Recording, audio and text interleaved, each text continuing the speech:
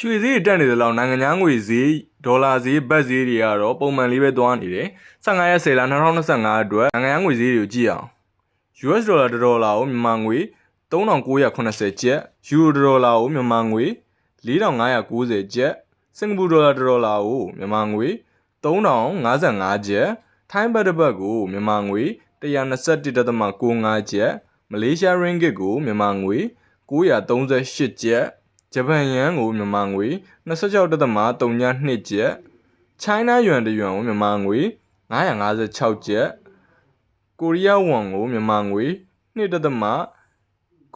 ကျပ်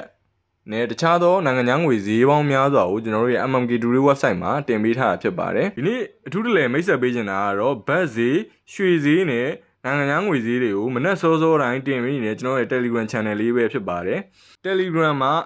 @mmk Today လို့ရိုက်ရှာလိုက်တာနဲ့ကျွန်တော်တို့ရဲ့ MMK Today Telegram Channel တွေကိုရောက်လာမှာဖြစ်ပါတယ်အားလုံးပဲတာချမ်းမြေ့ရဲ့နေ့ရက်တွေကိုပိုင်ဆိုင်ကြပါစေဗျာ